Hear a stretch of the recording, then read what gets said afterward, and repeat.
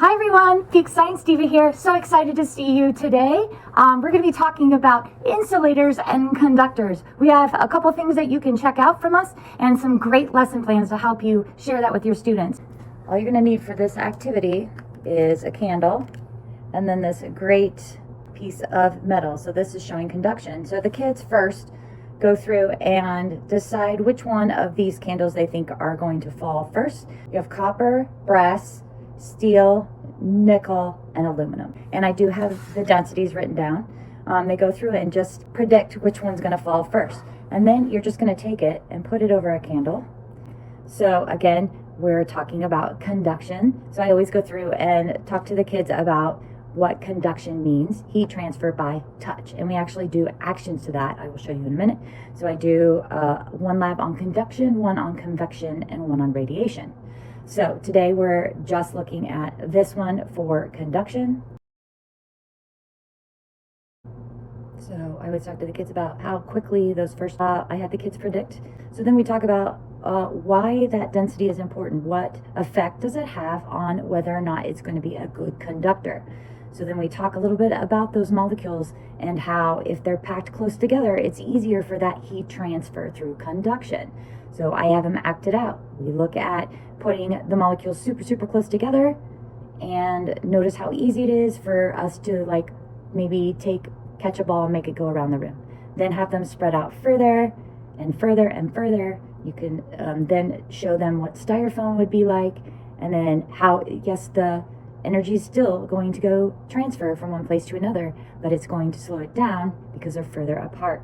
So it really does give them a good visual. And I love this activity because it really does help them see the different types of materials and what that does to the conduction.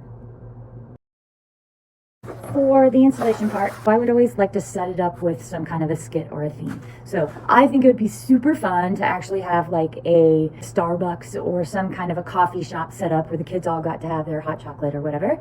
And then maybe have them take the temperature of that hot chocolate and set it out for a while and see how fast the temperature goes down. And then discuss what are some different ways that they could keep it at an average temperature for a longer period of time. So what kind of materials would be best at that? So we do have an insulation lab that you can do where you just give them a cup, it could be any kind of cup, and a couple ice cubes, and then have them take the temperature of that, and then decide how they want to insulate it. So they could use bubble wrap, styrofoam, cardboard, whatever, and make like a thermos that is insulated. And then have them test that every 2 minutes. Or something like that, or maybe they get to set what that time is going to be. You have different ways you could take your temperature. You could put a thermometer, and you could have just a hole in it and put an actual thermometer.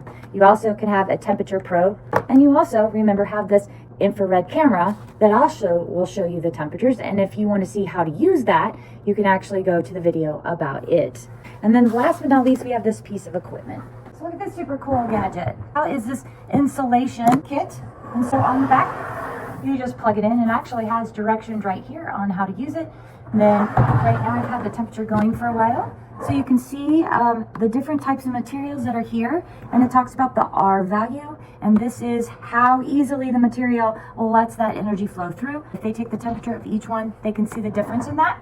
You can also turn on the fan, which circulates it a little bit more. And this is where you can talk about convection, that hot to cold, hot to cold, hot to cold, remembering that hot air rises. So you can see what happens to the little balls when you do that. So it gives you just another way to show insulation. Have them feel here at the temperature here and what that's done up here with these materials in place. So just another actually cool kit that you can check out from Kansas Energy Program. So I hope you found something today that you can use in your classroom. Reminder that all you have to do is contact us and you can check these materials out to be used in your classroom.